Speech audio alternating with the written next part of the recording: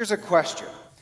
Do you think people, when they're angry or frightened, actually know that they're making their decisions because they're angry or frightened? And I have to tell you, my answer is most people don't, even including myself. When I'm angry, I don't think to myself, oh, I'm angry. What I think to myself is, I am right. Or I know this other priest, he's a fairly decent guy, but he's like the biggest coward I've ever met.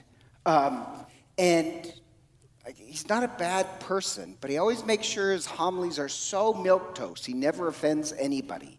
And when he's scared, like if I get a little frightened, to be honest, I get aggressive.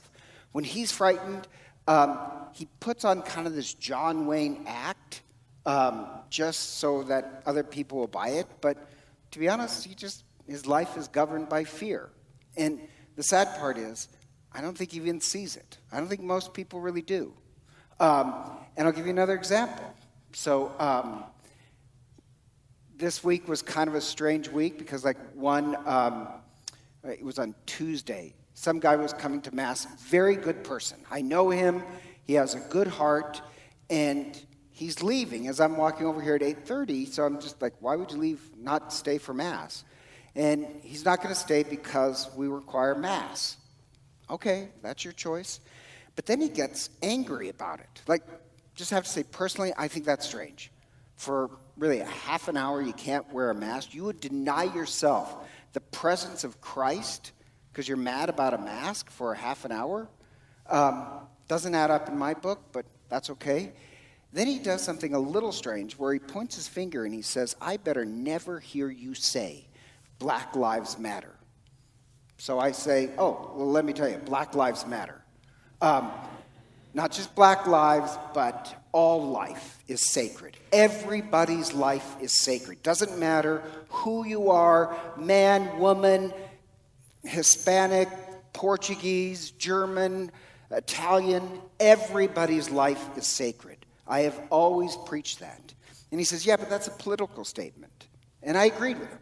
There are things attached to the Black Lives Matter slogan that has these tributaries on political issues. That's not what I'm saying. I'm saying everybody's life is sacred. All lives are sacred. And anyhow, that's my position. I'm not going off on political tributaries, but I radically believe every human life is completely sacred. So that's my position. Then later, after Mass, I get this email, and God bless her, some 20-year-old has emailed me where she said, quote unquote, that she's disgusted with me because in the last couple Sundays I had not mentioned Black Lives Matter, that I should be preaching on it. And I thought to myself, really? Because last Sunday we did First Communion. That's what you think I should preach on First Communion? Or confirmation? Or after that, before that, there's baptism? And nor do I feel like I'm really obligated to spend the homily talking about social issues that's in the news. Not saying I won't, just feel like I'm more obligated to the gospel. And the other part, she's probably a really good person. The Spanish have the saying that if you're not passionate when you're young, something's wrong with you. I give her credit. She's passionate about justice. God bless her. But she's disgusted at me. I have been always concerned about justice issues. I don't know why I was built that way. Even as a little kid in Montana, I've always been that way. I've spent my life preaching for justice, working for the poor. You think when I'm approaching 60, I need some 20-year-old to question, years of commitment? God bless her. But to me, all life is sacred. And you know what I found out this morning? From a reliable source, that phrase to say all life is sacred has a political issue attached to that as well.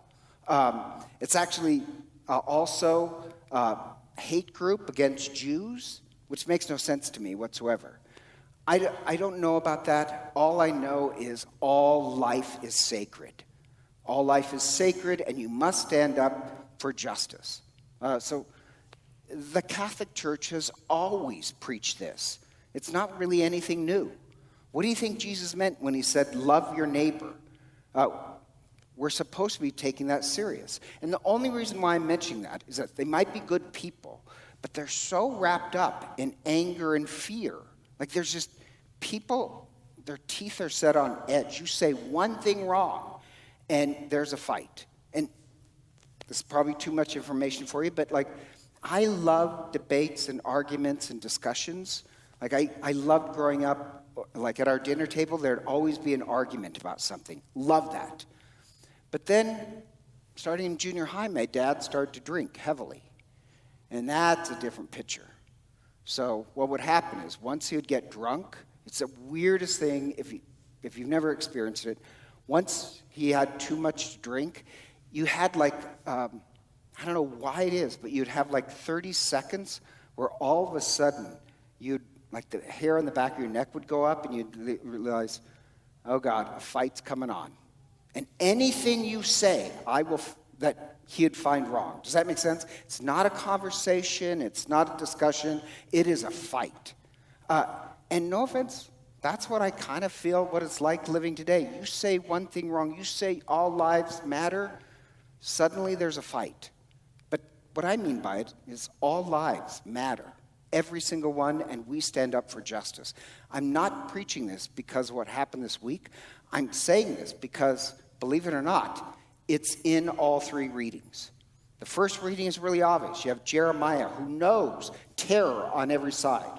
There is anger and fear everywhere, and yet he says, I will not back down. God is on the side. Or you have Paul's letter to the Romans. Just real quick, what's going on there? It's a little dull, but what's going on is that in the early church, it was a mix of Jews and Gentiles. And so the problem is that the Jews hate the Gentiles, and the Gentiles hate the Jews, and they're supposed to be worshiping together. So Paul is basically writing, which says, don't you realize we are all broken? I need you people to come together. We're all descended from Adam. And if that isn't good enough, that we all come from the same source, we are all united in Christ, which is even higher. We're supposed to love each other. You have to give up your hatreds and fears and angers. I still think it's a relevant issue today, even more so, because I just think people are afraid. Good people are afraid, and they're ready to get angry and fear at any moment, anything you say. Or the gospel. The gospel, pretty obvious. Jesus says, be not afraid. Now, what's really interesting is that phrase about fear, that is the most common phrase that Jesus uses. Now, his major issue, he talks the most about love and the Eucharist, actually. But his most common phrase is, be not afraid. He repeats it 365 times. That is good enough that every day you should be reminded that. Why is he talking about do not give in to fear and anger? The reason why is that he called, just a little while ago, he called the disciples, and then he's sending his disciples out into the world on this mission of love. And before he sends them out, he's saying that they should not get stuck into fear and anger. It will ruin the mission. And even like a huge fan of Martin Luther King, always have been. You know, Martin Luther King did the same thing that Jesus is doing in today's gospel.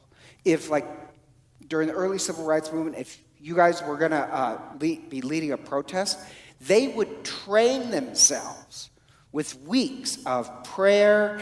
You'd pray, and not only they'd train themselves not to react in fear and anger. So, like, if you guys were volunteering, we would yell the worst possible things at you, so you are not allowed to react in anger or fear. Like, that amazes me. Does that, like, you are trained not to react, to ruin the mission by fear or anger. That's what Martin Luther did with prayer and training. That's what Christ is doing with us. Or Gandhi, the same thing.